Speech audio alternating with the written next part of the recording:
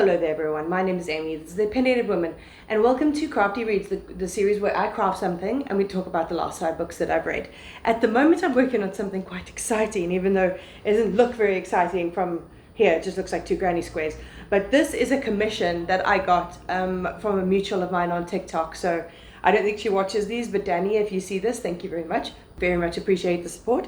But this is a hood that's going to be attached to a scarf. So that is what I'm currently working on. I am joining the two together. I'm kind of playing yarn chicken because I've got this much yarn left to join everything together. It might be enough. We'll have to see. Today I've got my philodendron saloon with me. It just put out this new leaf, so I thought I'd show it off. And in the diffuser today, we've got lime, basil, and mandarin from Box and Bubble. They're a small company here based in Cape Town, and oh my god, their scented fragrance oils are insane. So that's the vibe. That's what we're going with today. And let's get into the books. The first book I read was Lost Lake by Sarah Addison Allen. I don't have the book with me because I got it out from the library and I've since returned it. But this is a mildly magical realism story set in the South. And I've read one of the other books by this author, Garden Spells, and it's like very light magical realism, but just enough to give the whole story like this beautiful whimsical feel. And in Lost Lake, we're following Kate, who has recently lost her husband, and she's on the precipice of moving in with her very controlling mother-in-law.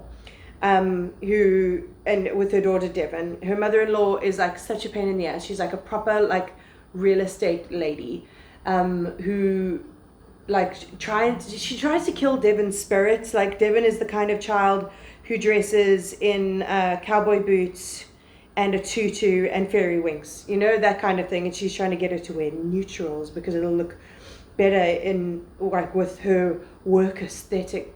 Boring, so dull and boring.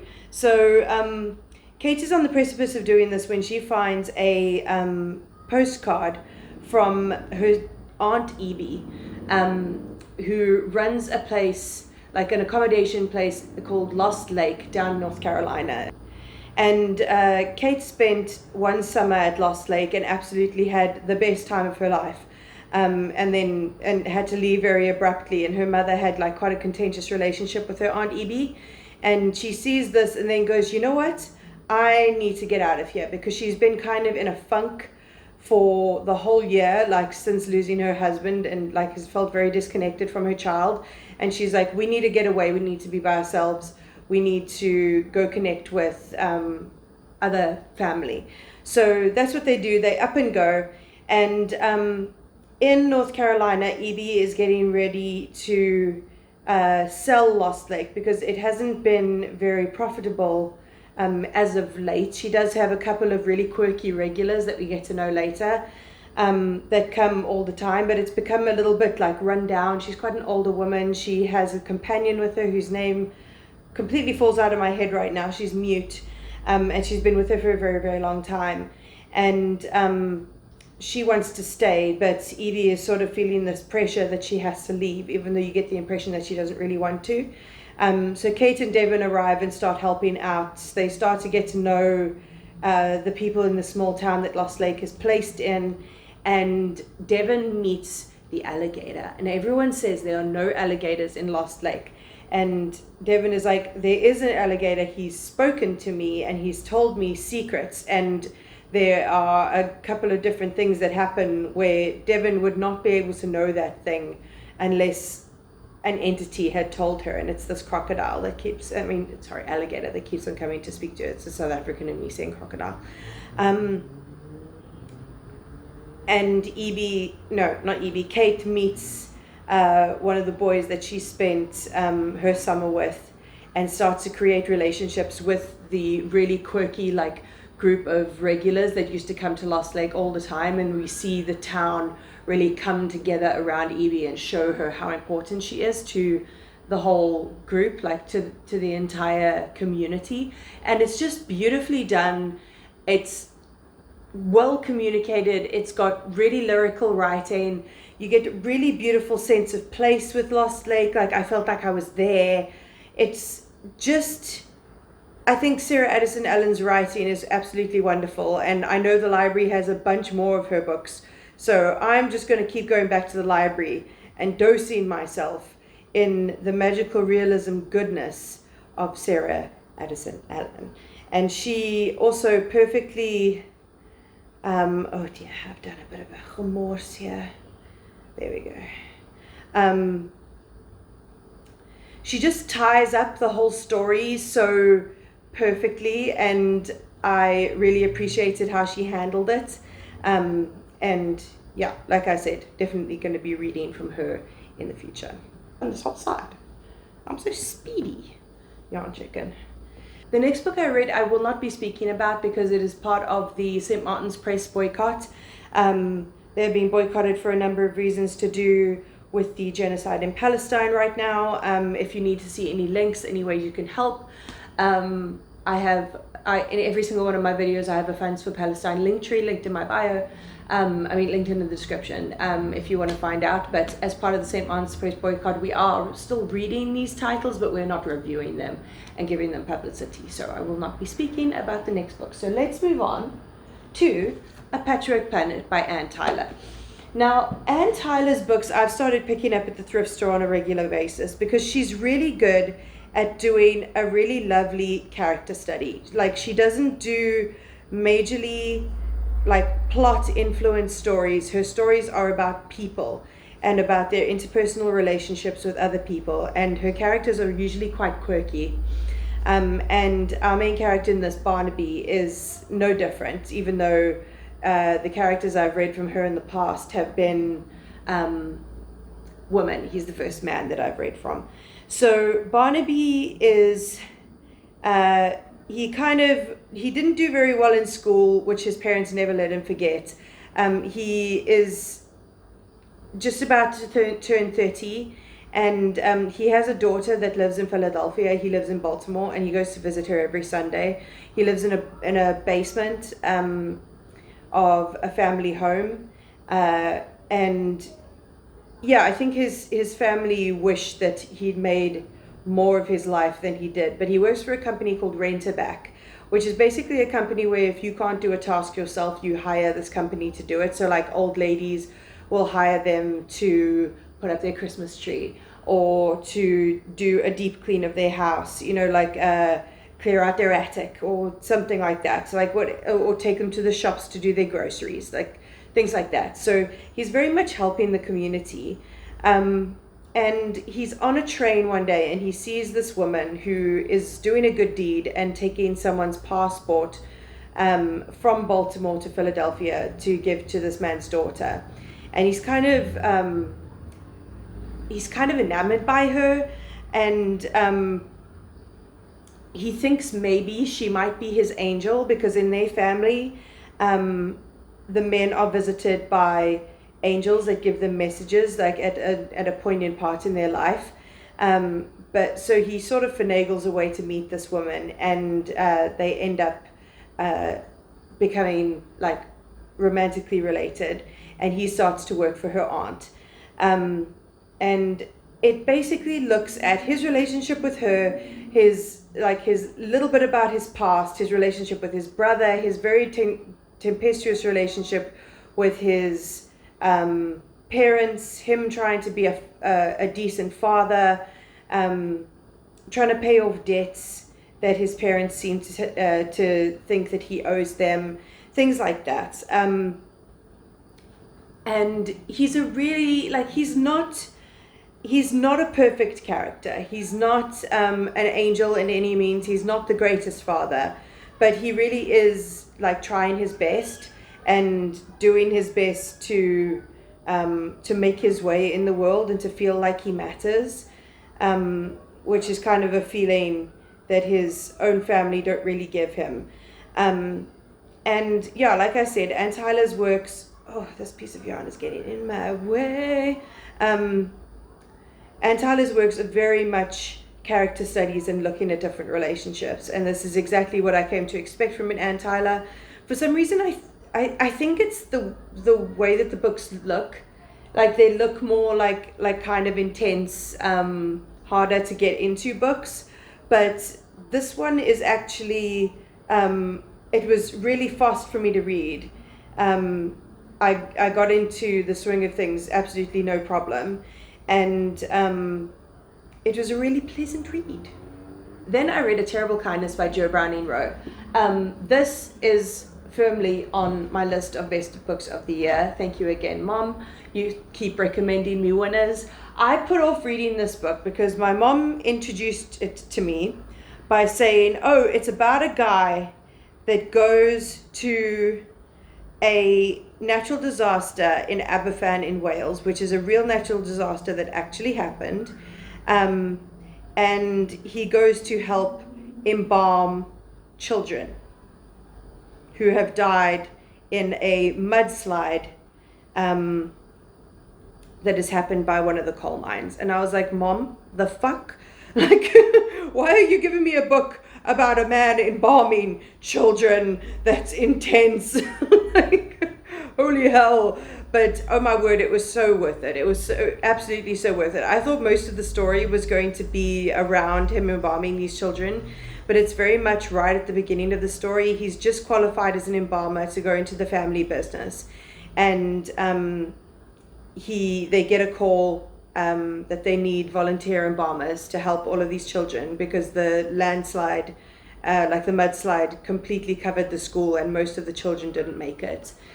So he has to go and embalm and take all these tiny little coffins that he has to then lay them to rest, which is, he does so beautifully.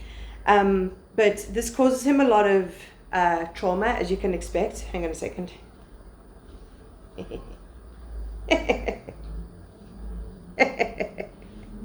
A hood. Nice. I don't know what my hair's going to look like now. So I need to line this up with the actual scarf portion so that I can sew that on. We might win yarn chicken, folks. Fuck yeah. So from there we sort of go back. We find out we find out that he gets engaged to his sweetheart. He tried to sort of bolt from his sweetheart. He's very much a bolter. And she convinced him that, because he thinks she'll be better without him because he's quite broken and he doesn't want to have children because of this disaster that he's had to endure. And she's like, don't be a fucking idiot. I love you. It's not about having children and stuff like that. Like, if I don't get to have children but I get to be with you, that's the most important thing to me. So they embark on their marriage. And then we go back in time a bit and we hear about William's life as a chorister. Did I say his name was William? His name is William. So we hear about his life as a chorister, which is like a young boy who sings in a choir, basically. And they go to the school where being a chorister is sort of ingrained into the curriculum, and he goes there for about 4 years until puberty, where obviously their voices are going to break, and they can't sing in the same way anymore. And he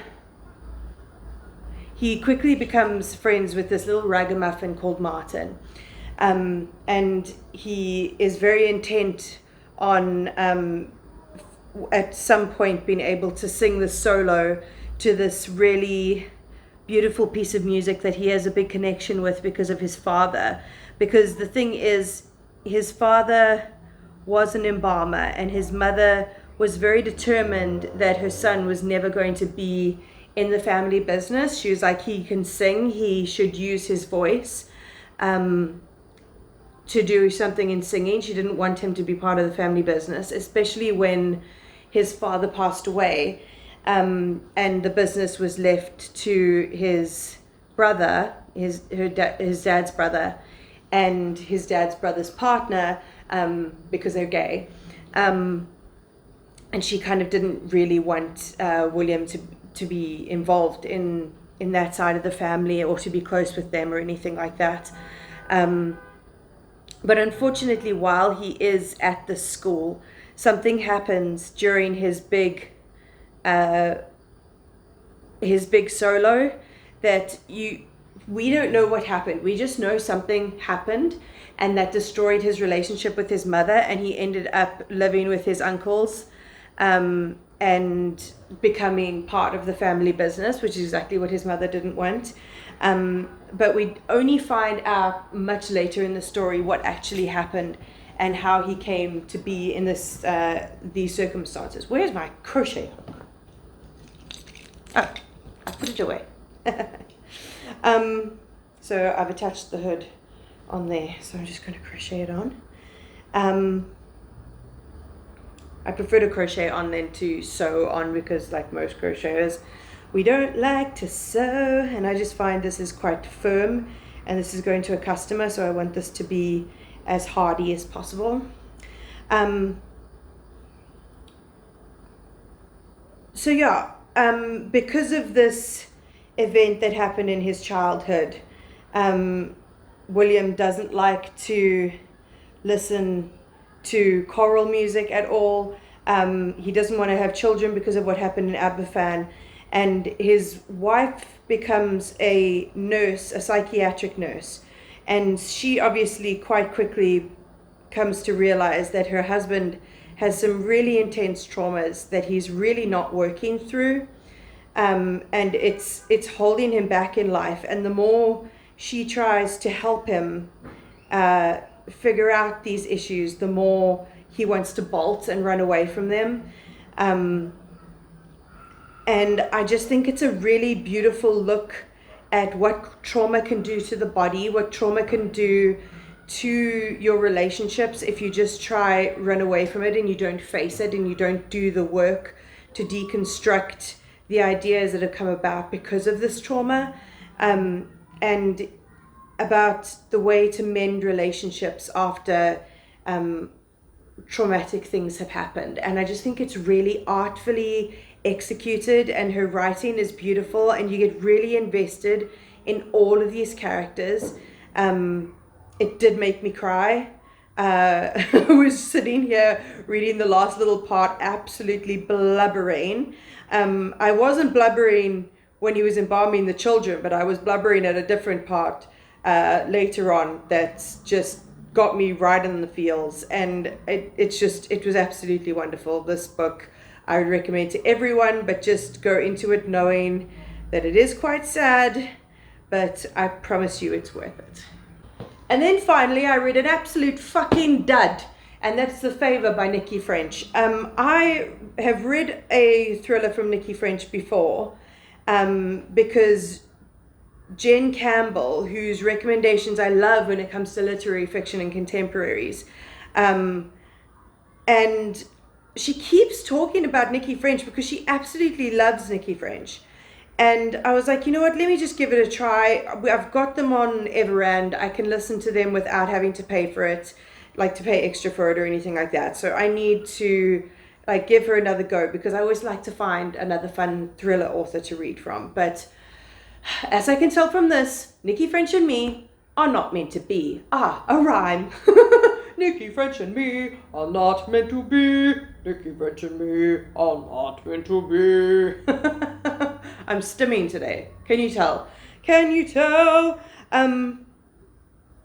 So this book is following Jude, who got into a car accident when she was a teenager with her then boyfriend. What's his name? I can't for the life of me remember his name. And the name is on Everand, which is on you, the camera that I'm filming on. So I can't find it out right now, but we're just going to call him the ex-boyfriend. So she gets into this car accident, and then she ends up not seeing that ex-boyfriend again from when she was like 18 years old. And now she's an adult, she's engaged, she's a doctor, and she comes out of work one day, and this guy is there, and he's like, can we go get coffee? And she's absolutely like shocked to see him because she hasn't seen him in so long, and she can't think what he could possibly want. And he meets her and says, like, I'm going to need you to do me a favor. I want you to take a bag of my belongings. I want you to take my car. And I want you to drive to this place in Norfolk, because they're in London. He's like, on this particular night.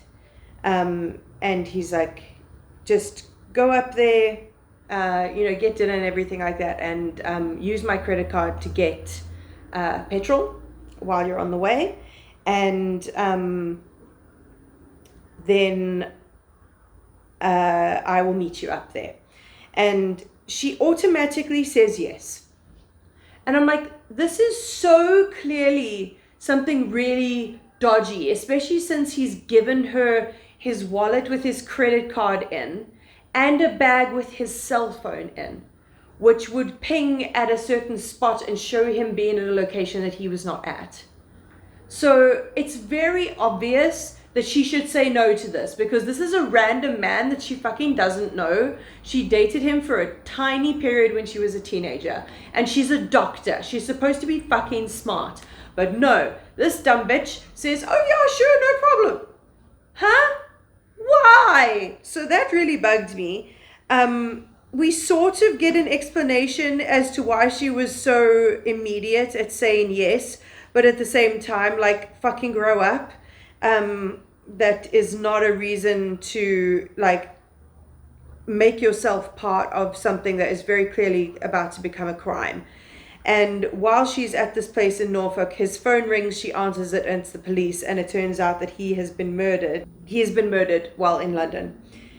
And everyone is very confused as to why she is there, and everyone's convinced that they were having an affair, and she has to try and convince everyone that, like, no, I wasn't having an affair with him. I haven't seen him in years. He just came and asked me for a favor, and everyone's like, and you did it? And she's like, yes, as if, like, of course I did, duh. And I'm like, oh my god, bitch, you're so dumb.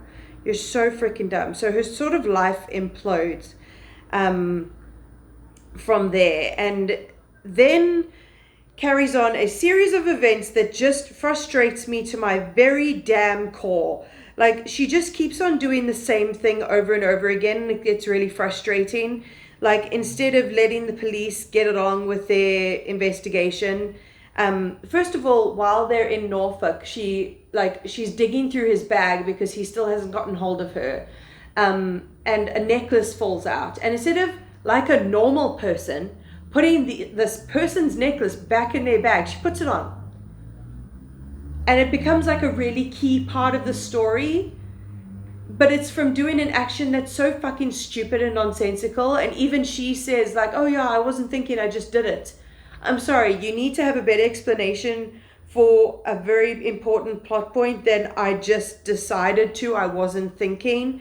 It was really damn annoying. Like, oh my god, what a pain in the ass. And she just keeps on going back to this house where this ex-boyfriend's partner lives with his son, and she gets involved with his friends, and she keeps going back and interfering herself with them, and she finds out that she has been named the executor of his will, which doesn't make much sense because, like, as I said, they had not had contact for years and years, but he'd made her the executor of his will along with his brother, which is very strange. And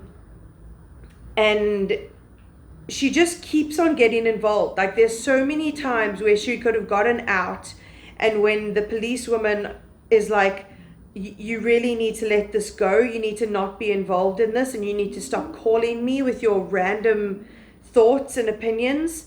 And she just keeps on ignoring them and just keeps on getting involved over and over and over and putting herself in danger. And it's really irritating. She's not a very good character. She's a very frustrating, yet not well flushed out character. And it annoyed the shit out of me, as you can tell. So I will not be reading more Nicci French. But I will be crocheting more of these, apparently, because this worked out very well. So, after waxing lyrical about how fucking terrible that book was, that is all the books I have to talk to you about today. Have you read any of these books? What do you think about Nicci French? Have you read The Favour? Did it piss you off? Are there other books of hers that are not as annoying and frustrating as this? And are they not narrated by Imogen Church? Because that's another thing. Let me tell you, Imogen Church is a fucking frustrating narrator. I hate her inflections. I hate the tone she puts on things. I just can't stand her narration at all. So I think I'm going to be avoiding any books that are read by Imogen Church, because I think this book was far more frustrating because of the tone that she puts on it. So yeah, Nicci French, Imogen Church, not for me. Okay. Anyway, if you want more from me, my Instagram, my TikTok are linked down below, along with my crochet business, which will be launching soon. I think as this comes out, my launch video is going to go live next week, but I should be launching in the same week this video comes out, possibly. Hopefully things have been coming in my way, but it's there. My crochet is always linked down below, along with my Kofi link, which is a one-time tip jar if you ever want to support my channel. But other than that, like, comment, subscribe, all of that fun stuff, and I'll check you next time.